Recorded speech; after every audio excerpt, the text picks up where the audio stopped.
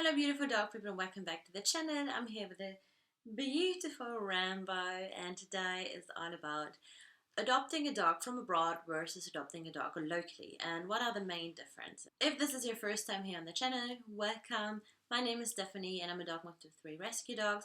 One, Rambo here, is from a local shelter and my other two ones, both asleep at the moment, this way you can't see them, are Wadi dogs, so street dogs from Oman in the Middle East. And this video is relatable for anyone who is thinking about getting a dog from abroad, and this is whether it's as far as the Middle East or India or wherever, or as close as, depending on where you are I guess, or as close as Romania or Greece. So basically the process is very often the same, but at least the things you will have to consider when adopting a dog from abroad. I will mention though that in this video I focus mainly on things to consider before adopting. So we will talk about things that are different to adopting a local dog, but in this video I will not talk about the process, the adoption process, and this can vary, but I will film a separate video on how to adopt a Wadi dog from the Middle East, which I will upload as well. But today's video will only focus on basically the thought process before getting a dog from abroad. The first and probably the biggest thing to keep in mind if you adopt a dog from abroad is that you most likely will not have met that dog before in person.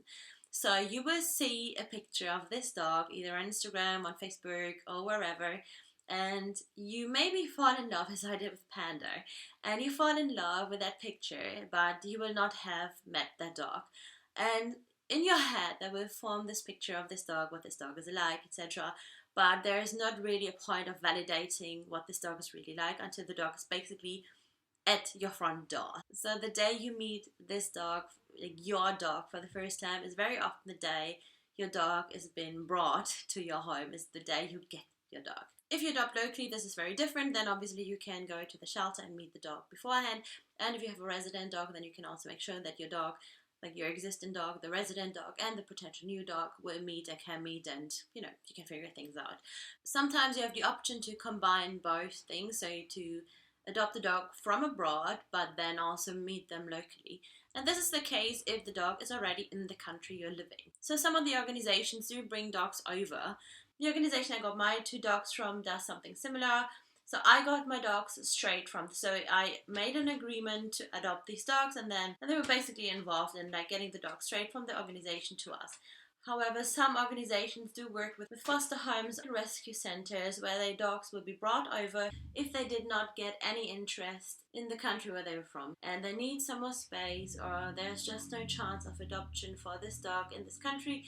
Then they often work with charities, like local charities in a different country, and then they would rehome them locally, if that makes sense. So the dog then would already be in the country and you have the chance to meet that dog despite being from abroad. Then another thing to keep in mind is if you adopt a dog from abroad, they are often street dogs. And street dogs or free roaming dogs can be quite different to your average happy-go-lucky pet kind of dog. So depending on where they are, the country they are from, they can be quite different in their traits, the personality traits they show. So for example, some of the Rum rescues, like the Romanian rescues, are quite timid, they are quite shy. Loads of Wadi dogs are quite shy, although there obviously tend to be differences as well. So one of my dogs is quite confident, the other one is terrified of people, and even like nearly a year in, no one can touch him except us. So there are differences, but then also if you adopt a puppy from Greece, they often are quite friendly, or from Turkey, so it really does depend on where they're from and also I guess how they've been treated in this country. Then another thing to keep in mind is that they are not bred dogs. So these dogs are free roaming and they are a product of Mother Nature and the dogs who just basically bred themselves. Breed types that are quite different to bred puppies or bred dogs. So this could potentially have consequences for trainability, etc. I think this is just something to keep in mind, that you don't get a puppy who is a blank slate. Most puppies are not, obviously, but still they might have endured quite a tough time already. They might be very different to the dogs you are used to so far.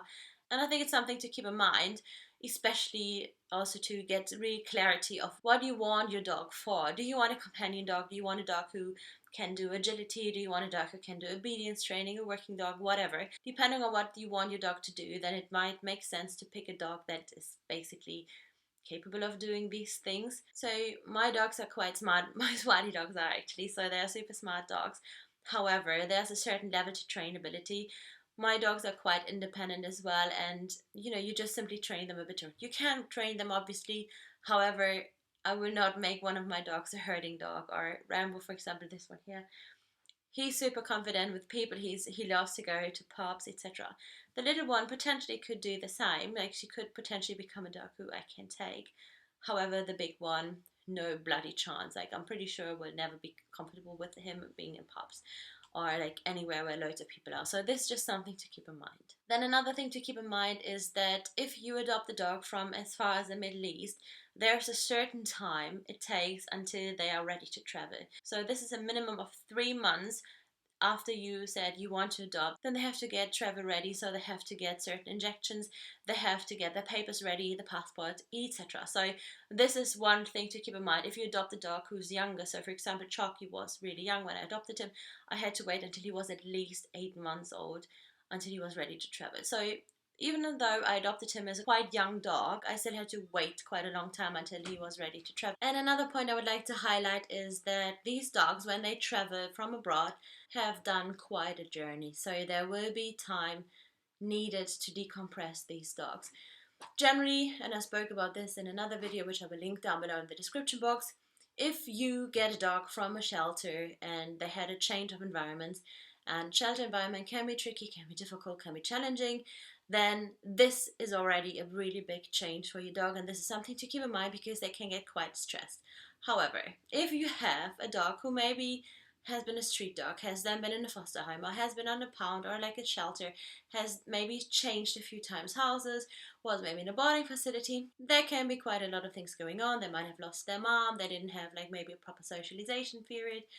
Having said that, like chances are, there was no one around to guide them. However, they might have had a good mom, etc. So there's things that can have influences of your dog. Also, was there any prenatal stress? Was the dog mom super stressed? Did she had to fight for her survival, etc. So there's a lot of things, malnourishment, you name it. So this is all a given. Like, it's quite similar to like a shelter dog, but maybe even worse. So this is a given, and then the dog has a journey in a plane, which is super scary. Like, why would a dog go on a plane? So obviously going on a plane for dogs is quite strange. It's quite frightening. It's loads of noises, etc. So especially if they fly cargo, which most of them do, and then they've been handled by strangers, and usually the flight buddy they come over with, they don't know this person, they haven't bonded with this person, so then they get maybe into a pet taxi. So our dogs go from Muscat or from Oman to Amsterdam or Paris, and then they drive over with a pet taxi. So they have been handled by a different person, then the pet taxi driver is a different person as well. So this person will let them then out for potty breaks, etc. And then they drive over, and then they land, and then the final destination is a home of a complete and utter stranger. And they might have never ever lived in a house. They are stressed out of their mind, and there's a family suddenly being there, so you are super excited to see them, and the dog might be super confused. So this is definitely something to keep in mind, to give them time to decompress. And if you don't know what decompression means, then I highly recommend you watch this video here, and I will see you next time.